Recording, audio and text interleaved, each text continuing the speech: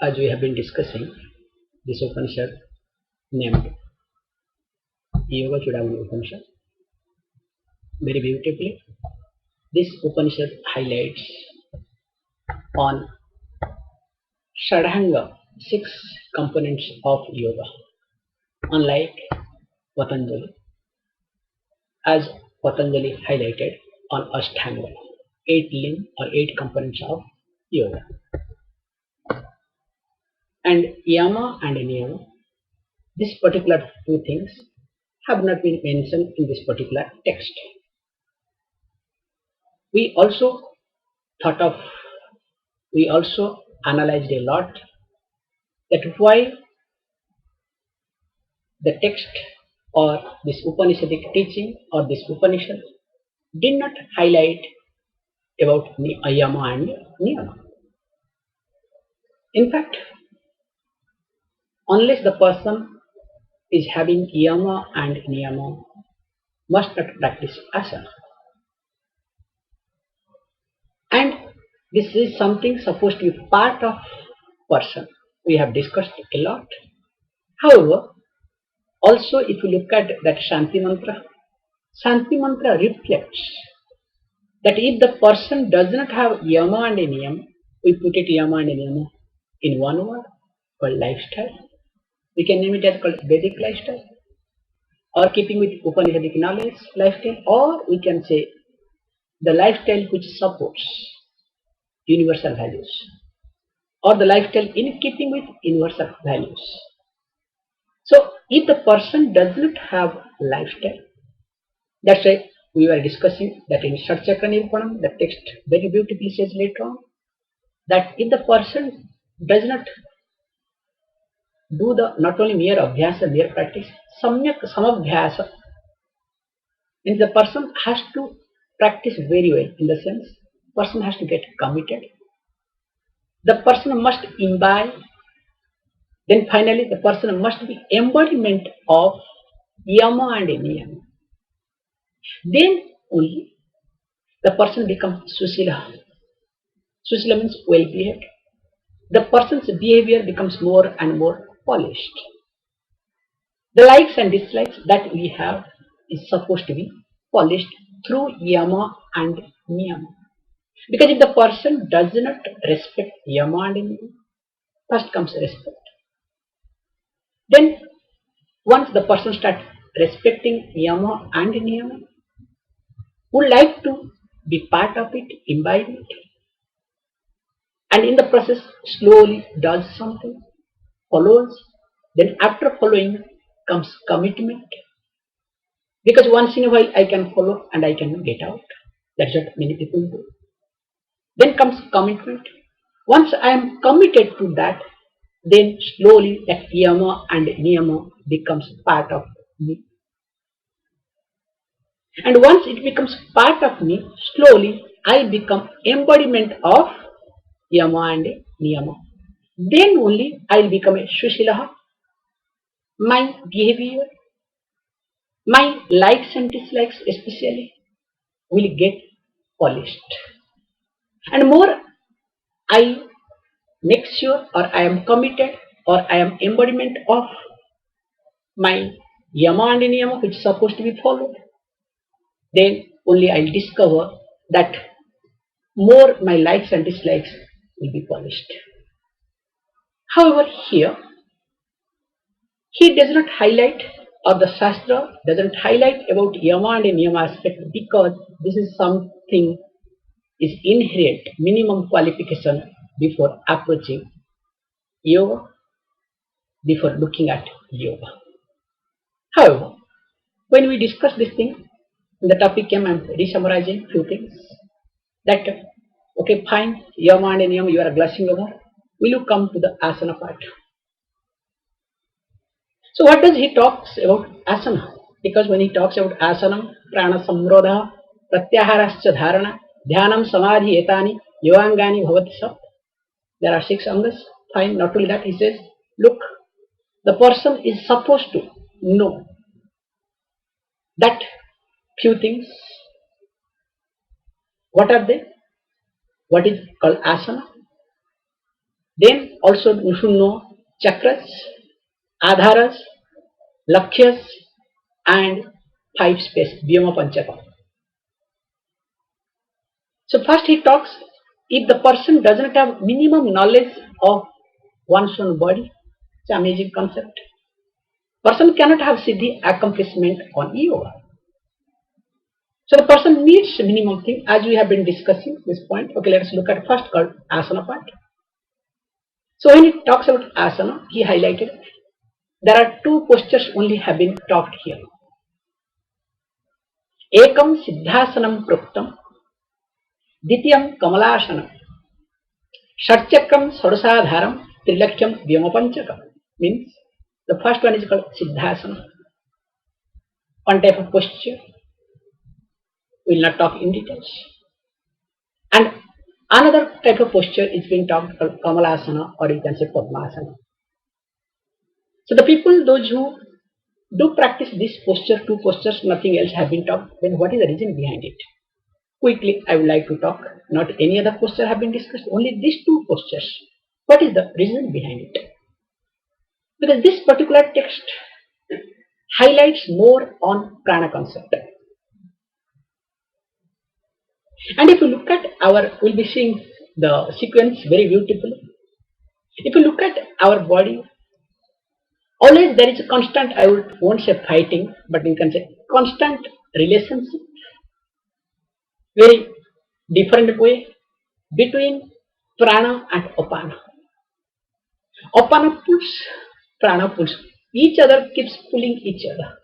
And as long as they don't, they agree to disagree with each other, that long the person is alive. The amazing concept. That is what death according to the yoga.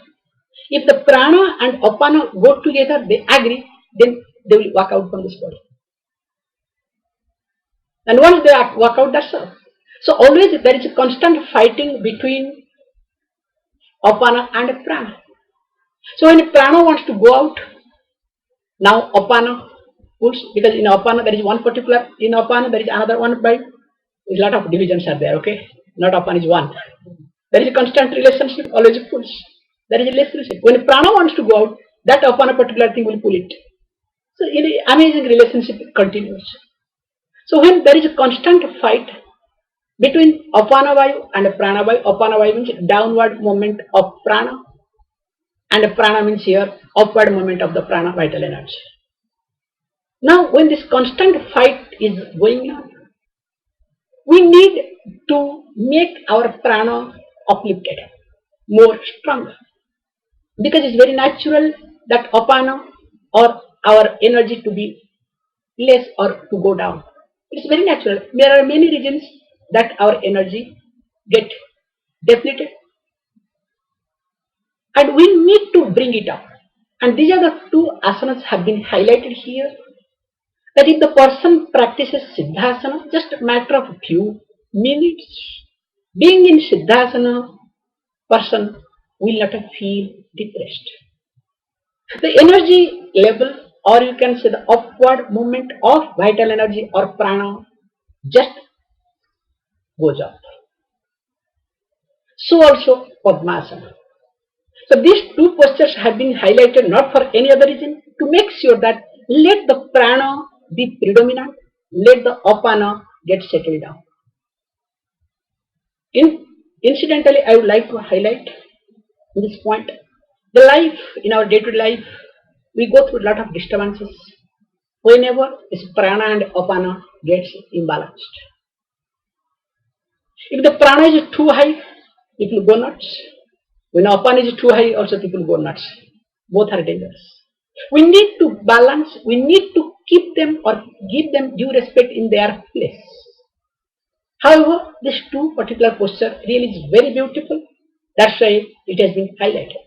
And after that it talks, one is supposed to know called Shad Chakra. There are 6 chakras. And we'll be discussing in details as we are in the process. There are 16 adharas.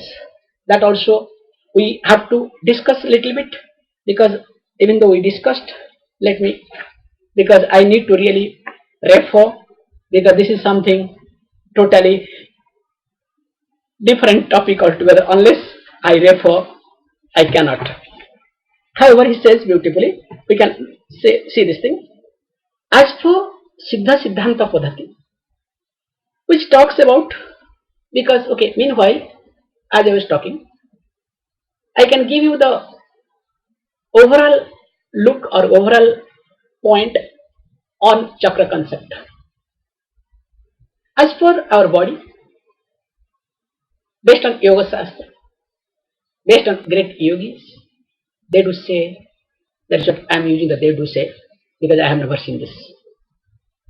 Though it has been highlighted, I respect this, because a lot of things are visible, a lot of things are not visible. So whatever numbers they say, we respect. That there are 72,000 nadis are in this body. So nadi means the carrier of vital energy. Unlike the vein, because many people translate nadi means vein. Not necessarily at all. So when 72,000 nadis are there, we do consider out of 72,000 nadis, 10 nadis are important. And again, among 10 nadis, 3 nadis are most important nadis, which is popularly known Ida, Pingala, and Sushumna. Now, what happens? Because 72,000 nadis are there, they do get intermixed. They do come together in many places. So wherever they come together, that particular place is called as chakra.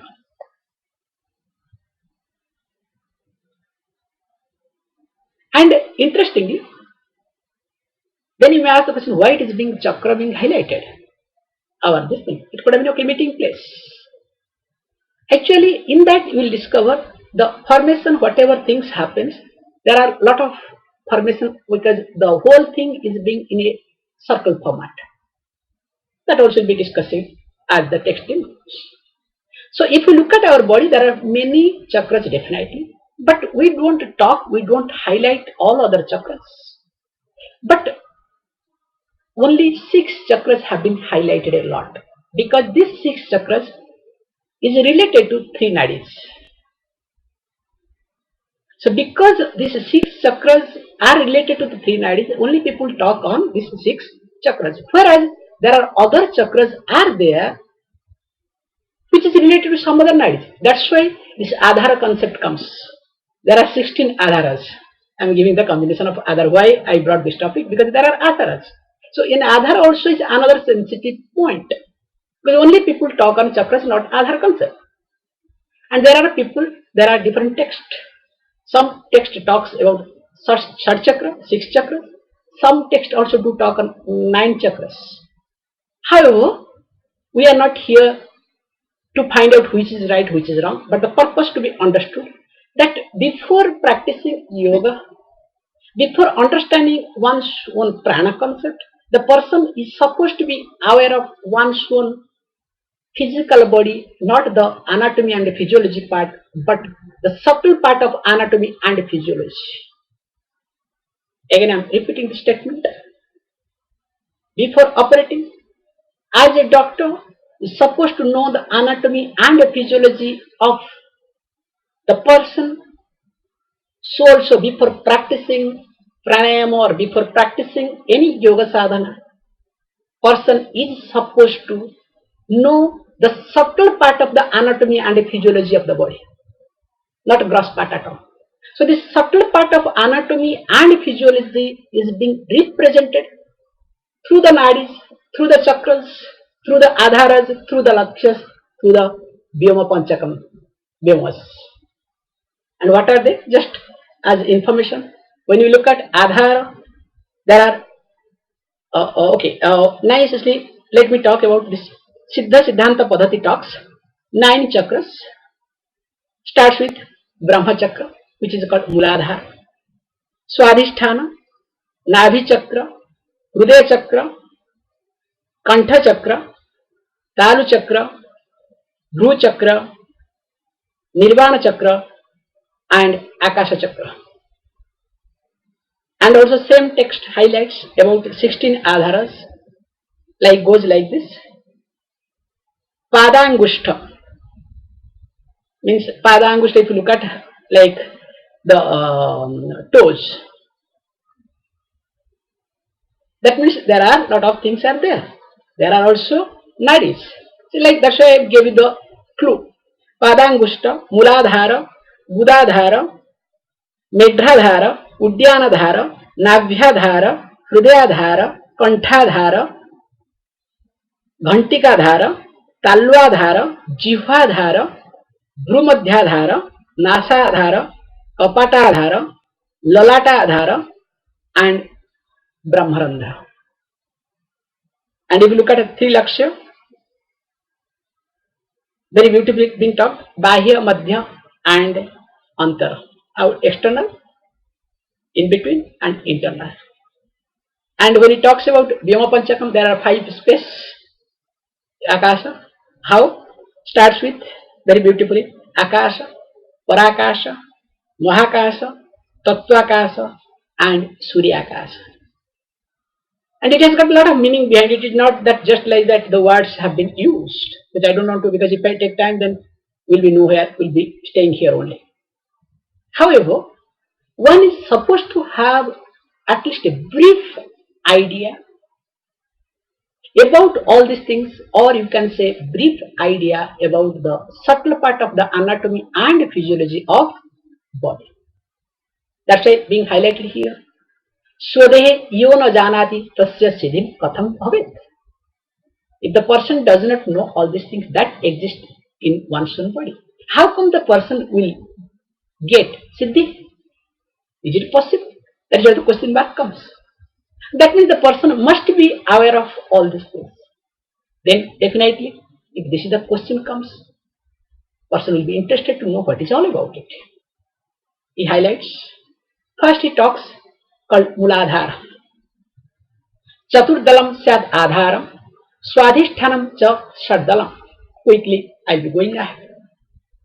That is called Adhara, the base of all the chakras, and which has got four petals. And Swadhishtanam Cha Shaddalam. If you look at Swadhisthana chakra, it has got 6 petals. I'll go ahead, then later on we'll go little details each one, because if we go and spend time each chakra, we can spend real time, like which is presiding it, what is the color, what is the center, and how to meditate, what is to be done, what is not to be done. However, again he says, Nabho Dasadalam Padmam.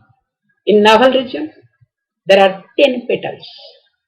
Today, Dwadasarakam, 12.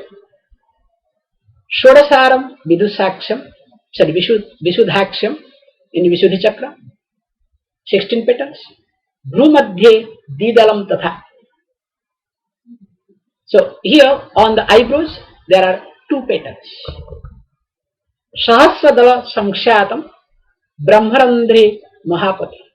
If you look at, because this is what we have to look at in the great path, this is Brahmarandra, this is called a great path. We'll be talking sometimes about regarding Brahmarandra. It's an amazing point actually. A 1000 petal lotus exists, 1000 petals. Now, if this is the case, now you may ask the question, okay, what are the names? Fine, because many things in talk.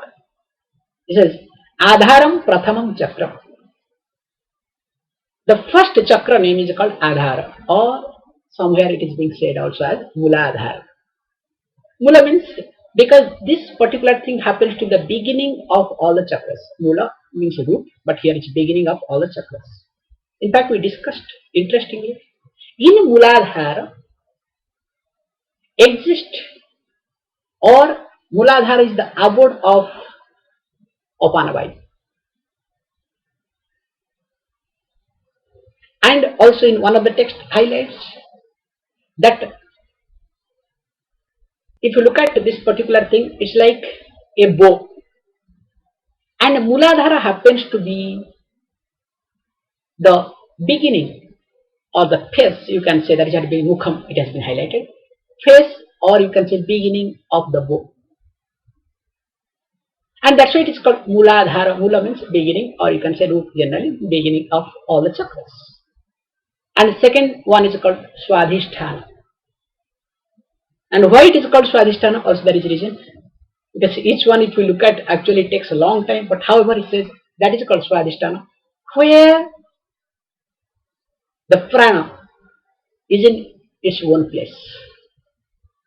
When in Muladhara, Apana is in one place.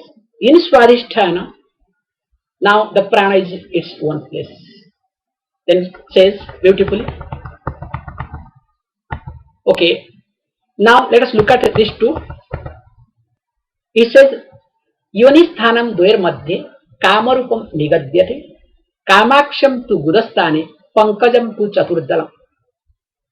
Now, if you look at in between this Muladhara chakra and Swadhisthana chakra, what happens? There is something called Kamarupa exist. So that Kamarupa exist, he uses the word that Yonisthana Dvair Madhye Kamarupa Nigadyate. And what is that? That is Budasthana. That means in the place of genital organ.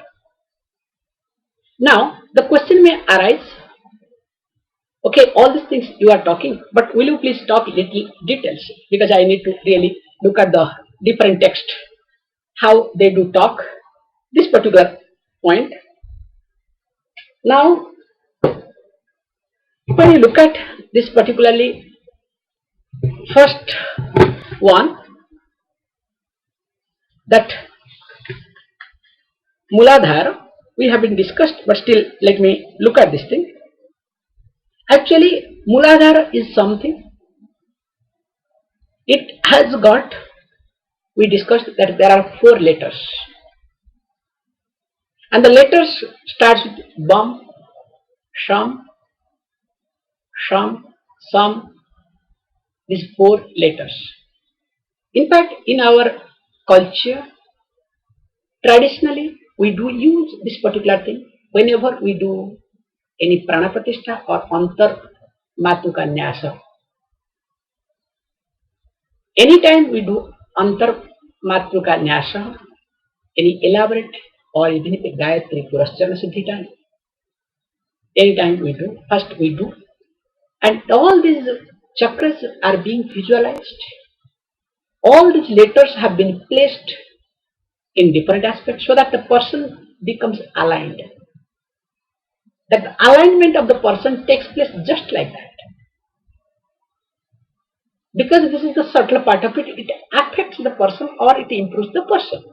However, so this is Vam, Sham, Sham, Sam. These 4 letters is in Muladhara. And not only that, it is, if you look at, this is beautiful looking because that is what highlights. Adhara Padam, Sushumnasya Lagnam, Dhvajagra, Budhordha Chatu, Swanapatram, Adhavakram. This is what I would like to highlight. It is Adhavakram.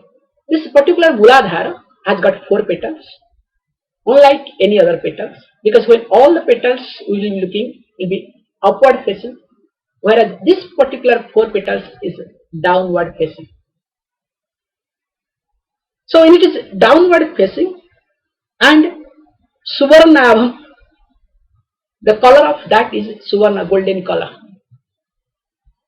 And not only that, if you look at, we have to see very clearly that this is something we have to make sure that some people, they do highlight, they do talk that this particular 4 petals stands for 4 Vedas. Because this is some additional part, I am not going to highlight this aspect, that's why I am using the word very carefully. Some people, they do talk. Veda Varnei Udam, that is the word is being highlighted. However, and you may ask the question, okay, all this Bam, Sham, Sham, Sham, how it is being represented in which way? It's a very simple thing. Remember, this is the pattern. Anything we do, always we say clockwise. Because anything, that's what we use the word Dakshinavarta Yogena. anything, any letter placement we do, especially in this chakras concept, always clockwise. No, I made a mistake. I made a mistake. Dakshinavarta. Dakshinavarta is Vamavarta. I made a mistake. This will be other way around. Anti-clockwise. I made a mistake. Dakshinavarta Yogena. I'm using Sanskrit, but I'm using mind has gone to the clockwise. So all the letters have been placed always with reference to anti-clockwise. And most interesting part is if you look at here, when we look at especially Muladhara, Muladhara being the abode of Apanavayu, generally when the Apanavayu is active, that time the person feels that the person is completely drained out. You can observe anytime in life, and this is something one has to really be little bit careful, because we think that anytime we do anything, we may or may not get affected, especially with reference to physical work.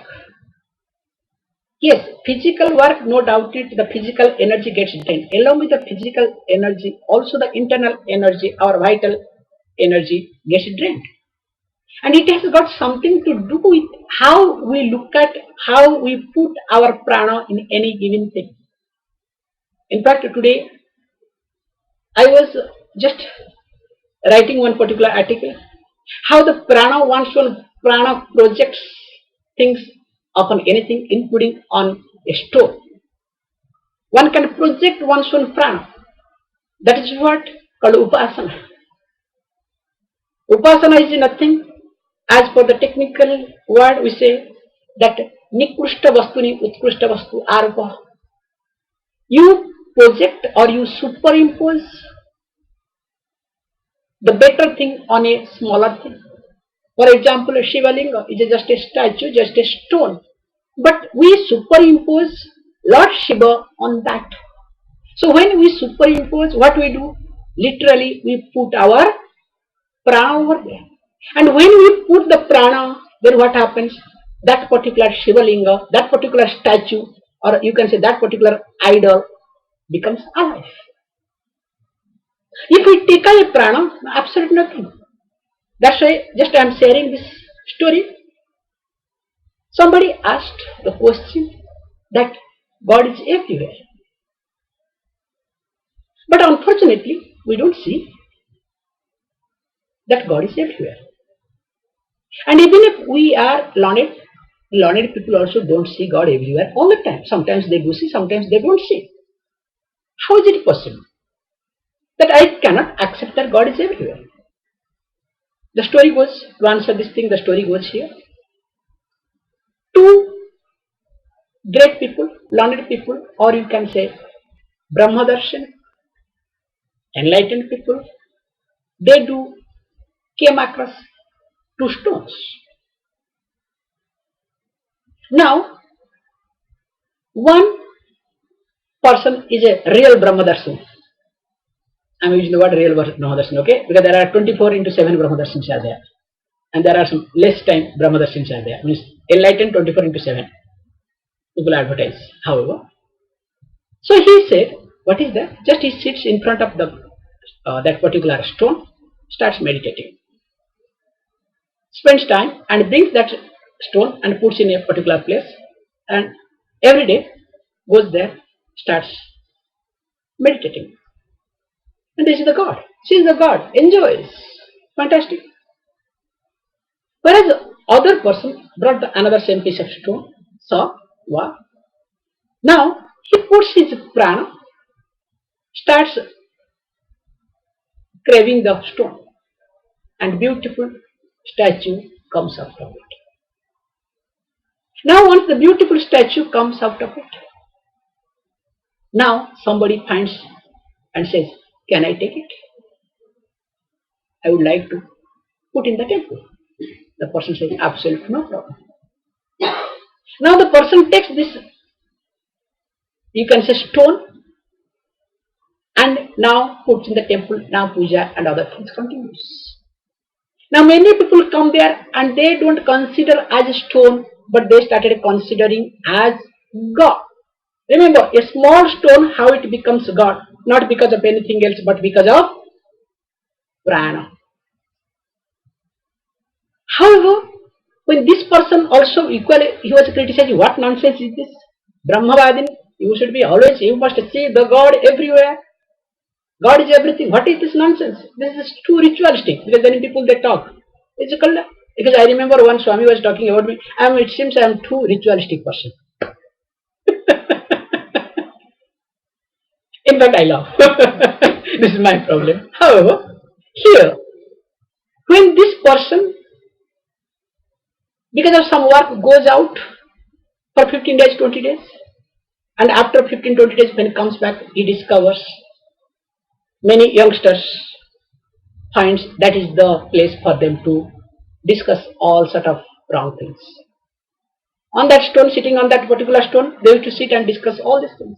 And after 3 weeks, when he comes back and sits there, discovers all these people, do not say them, and he somehow managed to tell them, please go, I would like to spend some time with this statue because I put it here. And when he sits and meditates, not able to meditate. Why is not able to meditate? Because the prana of these youngsters, whichever way they have been discussing over there, that has come inside that stone. Just to observe the situation, it's not the mere work. The prana makes everything working. Whatever we do in our life, always the prana does the work. Physically we say that we are doing physically, but more than physical work, the prana does many things in life. That is what being highlighted, this concept here. That if I want to make my prana more polished, more strong, more effective, I need to look at, I need to know all these chakras and all these movements, but at the same time, don't get into too much. Because if you get into too much, again you will be obsessed and you will be not. That's why always I highlight.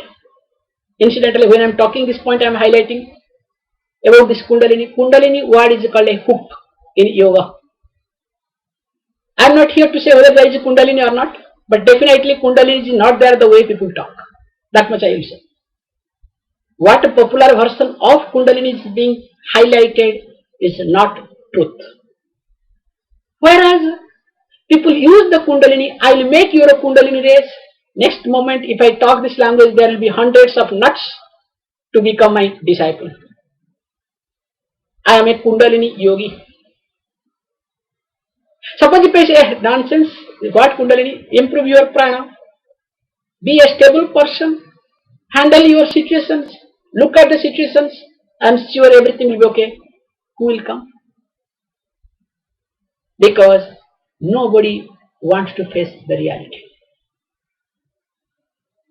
Everybody wants to, please understand, that is what I have been learning more and more. That people do not want to face reality. Always the people want to fantasize. People want to get associated with fancy people or those who give false promises. That is the whole world. More the person gives false promises, more people would love to get associated with that person. It's not only a child. If you observe a child, from our childhood we have picked up this thing. As a child, if somebody says the truth or reality, will we like it? Definitely not. But if the false promises comes, we are very happy, we will not mind to eat the bitter things. That is what mother does. The first thing, gives the medicine in a wrong way.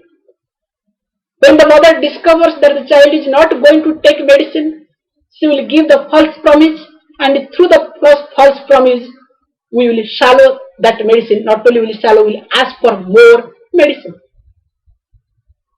Because we have been taught systematically, we have been destroyed from our childhood that never get associated or never look at or never like reality. And even though now we have grown up, still we don't like to get associated with reality. Always, whoever, wherever we get false promises, false hopes, we are literally sold. And sometimes even the false promises breaks down. Please understand. This is another nuisance. But we have developed the pattern in such a way, we don't mind, we little break down again. It's okay. That's why this Kundalini word is another type of false hope. Instead of using the false hope, I said in the name of advertising in the industry, advertisement market, advertisement industry, they use the word called hook. What is your hook in that particular advertisement? You need a hook. So in yoga, the word Kundalini is a hook. So we are not here to highlight that whether there is a Kundalini or not, whether your Kundalini will be raised or not, because there are plenty of snakes in India.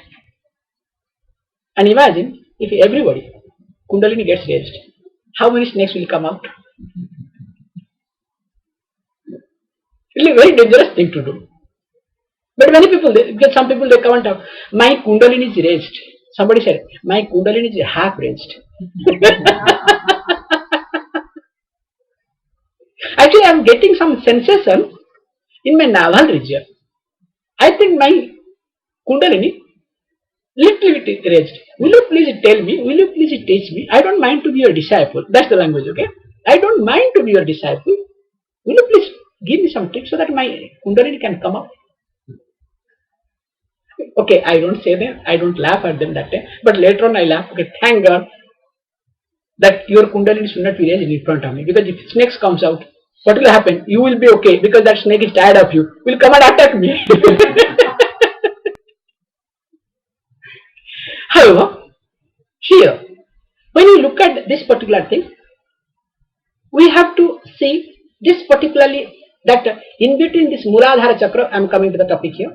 Yoni sthanam dvair madhye kamarupam nigadyate kamaksham tu gudasthane pankajam tu chaturdala. That in between Muladhara Chakra and Swadhisthana Chakra, there is Kamarupa exist at the place of genital organ. Now, this Kamakhya is in the place of anus and the lotus is 4-petaled. And Tanmadde Prachyate Yoni Kamakhya Siddhavandita Tasya Madhye Mahalingam Paschimabhimukham Sthitam. That now as they look at the Siddhas, all the Siddhas, really they praise. This is a beautiful point. And what is that they praise? That is called something called Kamaksha Yoni, which is in the middle of the anus. And the Mahalingam is in its middle facing to the west, means downward. West means here downward. So generally east means upward, west means downward. Now, here, actually if you look at in Yoga Shastra, we do practice a lot of bandhas. Each bandhas, whatever bandhas we highlight, each bandhas do talk one aspect of making that particular prana energy or that particular prana steady. Whether it is Mula Bandha, just because this is the topic coming up, whether it is Mula Bandha or Uddiyana Bandha.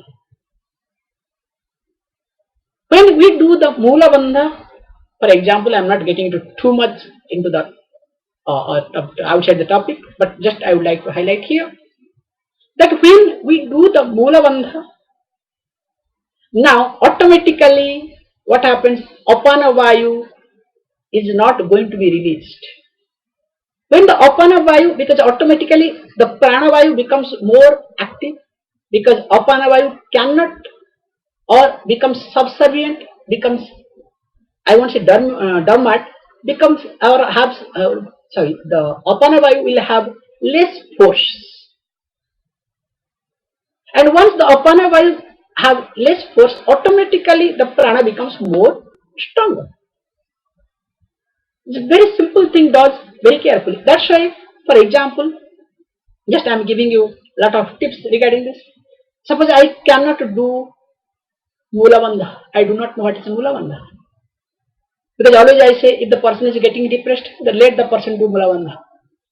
But whereas if the person does Setu Bandhasana, bridge posture, in bridge posture, automatically without your knowledge, Mula Bandha happens. You don't have to practice there Mula Bandha. Now you hope you understand how these asanas helps to retain our prana. But unfortunately, people do not look at the prana aspect while practicing any posture. They think it is just a physical aspect, just to build up the body or to show off. But in each and every posture, very well it has been designed the prana aspect. That's why you can see, even if a tiger is no doubt in it dangerous, still when you look at, even if wild tiger you look at, you feel fresh. Okay, only you have to make sure that you are in a protected place. But there is something, it's really nice. However, here, when we do practice any posture at any time, we have to be little careful, we have to highlight or we have to give due importance at least to the prana aspect, how it functions, how it helps me at least. Then he says finally, the next page says, Nabhotu manivad bimbam yo janati sa yogavid taptachami karabhasam taddilekeva vispurat. If you look at, then comes next step. At the navel region, Nabhu, there is a called bimbam, and it is exactly like a round like jewel. It's like exactly shining night. Tapta chami karabhasam, like morning rising sun. If you have observed, that is what very nicely. Taddilekeva vispurat. How? If you look at the morning sun, I don't know whether you have seen or not, that red color. Look at, as though a lot of activities are going on, which you will not be able to make out in other sun. Once it becomes daytime, you will not be able to. But only that morning sun, look at the solar orb especially, you'll be seeing as though a lot of activities. It's like, I'll give you another point just incidentally. It's all over the world, they do practice how, without knowing, the prana concept is being highlighted everywhere. Every culture in the world, they do highlight called housewarming ceremony. Makes no difference, as I have been watching. What is that housewarming ceremony? At least boil milk. If I am right, many people all over the world, they do, whether Hindu or Christian or anything, they boil something. At least milk they boil first. Why do they boil milk? Okay, in India we do a lot of other things. But why other people do boil milk? You'll be surprised to know, in fact in India, most of the houses, I am talking about those who are really traditional people, before doing anything, first they do boil milk. And always I support this particular point. In a house, first milk is to be boiled in the morning. The reason is why, I do not know whether you have watched or not. When milk is getting boiled, have you ever watched that boiling point? If you are feeling bad, depressed, or your energy is low, the moment you look at the boiling milk, you cannot feel depressed. Your energy cannot go down. That's why to remove the negativity, or you can say the apana vayus, just though I am in prana apana concept, downward energy, negative means your downward energy. Now the milk is being boiled. So as the milk does a small thing, you can observe this thing. So also rising sun. That's why always I highlight this point. If anybody is getting depressed,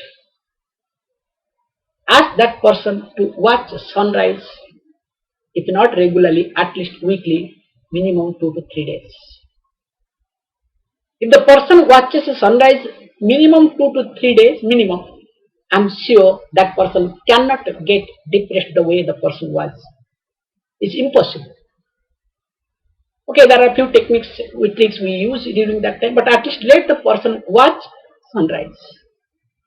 So here he highlights that Nabhu to Manivat Bimbam. So in the naval region, there is a round jewel shining like morning sun, and as though quivering like lightning. Lot of activities are going on. And remember, he who knows this is a knower of yoga. That's the most important aspect is being highlighted. Actually, then again he says, we'll be seeing this thing, then it will be easier. Trikonam tat puram brahmaradho मेढ्रात प्रतिष्ठितम समाधो paramam Jyoti anantam vishwata mukham. If you look at now, if that particular place, what we discussed, because of the lot of lightning is like a fire, the place of fire is a triangular. Now, this is something, if you look at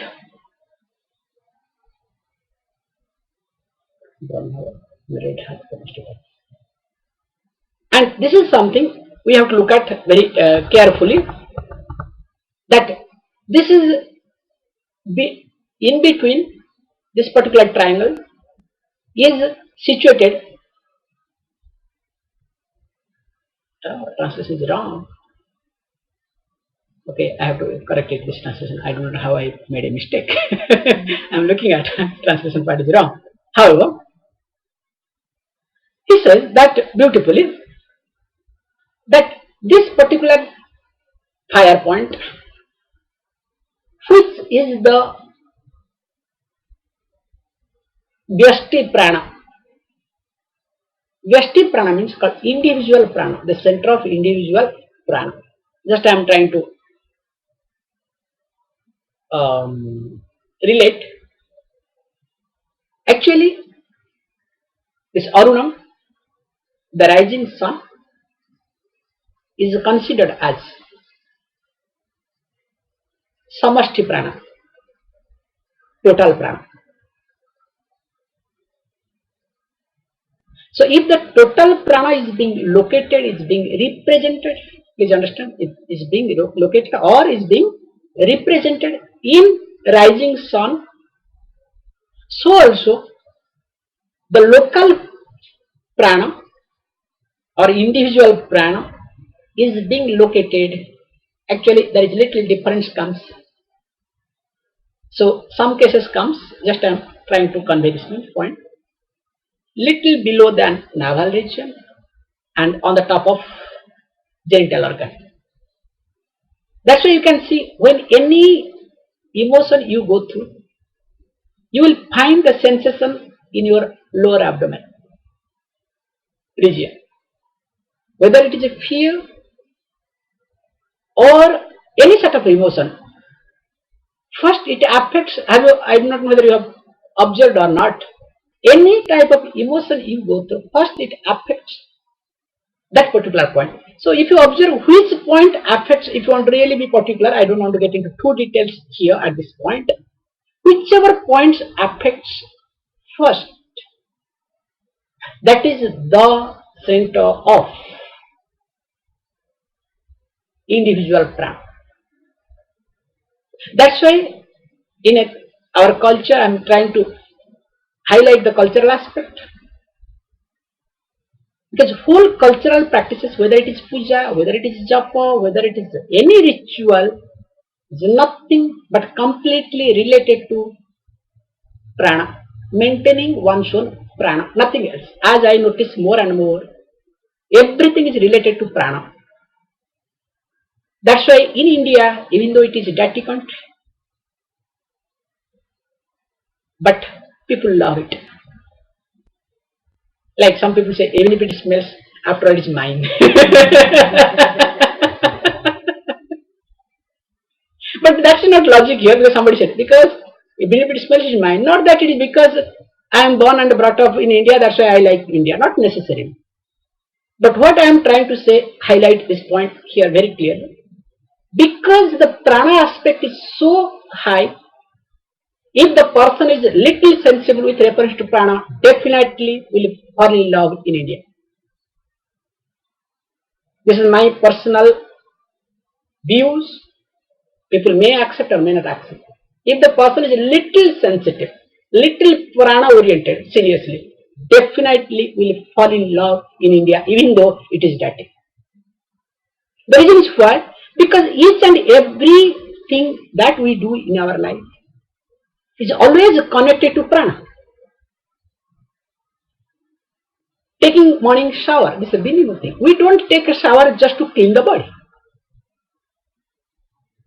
Like unlike overseas, forget overseas. In India, you'll be surprised, no different religion, I don't know to mention. They have been destroyed, they have been brainwashed. That morning they must not take bath. They just get up, just wash the face, have thing and they change the dress and go, and evening before going to bed they must take a shower and go to bed. And you can see their face itself, the prana is so depleted. You cannot feel like looking at their face. It's a very simple logic because we don't take a bath just to clean the body, but to make sure the prana is being taken care. But a beautiful concept. That's a lot of things we do, especially ladies I am trying to highlight, especially married lady, will not show the face to anybody in the family without taking bath. Because the reason is why you may say, what about man? No, I am talking just first ladies, then I will come to the man next moment. Why it is ladies? Because ladies are the very much expressive mode of pranas. When they are happy, really they spread the prana of happiness, the vital energy which is predominantly happiness. When they are unhappy, depressed, you can see the depression very clearly. Anything, when they go through positive, they really go through. When they go through negative, they really go through. So that is what the life is. That is what they have been designed. Because here, please understand, we are not here to disrespect or put somebody down or put somebody up. No. We all are being designed based on our karma that we did. Whether I have got a male body or you have got a female body or makes no difference. That is what we are. We are. We have to accept as it is. And we cannot compete. We cannot, because more I try to compete, more I try to prove, more I go wrong in my life. However, I was trying to this particular point that the navel region or below that, being the individual, being the center of individual prana, always we do take care of that part. How? Simple logic, especially when we go to the toilet. As per the rule, when we go to the toilet, especially when we go for two, now you'll be surprised, no, there is also rule. When you should go for urine, when you should go for two. It's an amazing concept if you observe this thing. Just I am trying to say this point, these sort of things nobody will talk. When breathing is predominant in your left nostril, that time you should go for urine. That's the right time to do urine. If you observe this thing, it's really a very good thing to do. I remember one person was telling me, whenever I do go for urine, maximum time, like along with the urine, I feel like going for two. There is something wrong. I said there is nothing wrong. Do one thing, just observe. If you are going for urine, make sure that your breathing is predominant in left nostril. If your breathing is predominantly left nostril, honestly telling you, you will not feel like going for two. Very simple logic. So also, whenever breathing is predominant in right nostril, you should go for two. Now, after going for two, now Apana Vayu is being released. Now automatically your energy will be low. It happens. Inevitably it will happen. Then to take care of that, generally we do, sometimes most of the orthodox people, they will take shower after they will use, and they will take shower and come out, not from a hygienic point. But it is being practiced. That's why they don't take the cloth, there will be separate cloth. They change and come. That cloth will not be mixed, because again that Apana Vayu is being not with reference to hygienic, nothing. It's only prana concept. And the interesting part they do is, if they cannot take shower, maybe because of the winter, because when I travel different countries, I do, even in winter I do that. As per the rule, one is supposed to take bath or put the water from the navel region, to make sure that there should be disconnect. You have to disconnect yourself from the Apana Vayu, and once you apply the water or you take shower, half shower, I'm sure you will feel fresh then and there. Then washing your face and hand, all these things. Oh. These are the small cultural practices. Just you can see, it's not from the hygienic standpoint. Of course, hygienic comes automatically. When you are highlighting the subtle part of anatomy and physiology, automatically anatomy comes. When you are highlighting prana aspect, automatically the hygienic part comes. You don't have to think of that. Okay, when it is being misunderstood, whole thing goes other way around. So here, if this is the case, then we'll be seeing that how all these things happens, and how this prana and apana moves, and what about other chakras like Manipura and others. We'll be seeing next class. Thank you.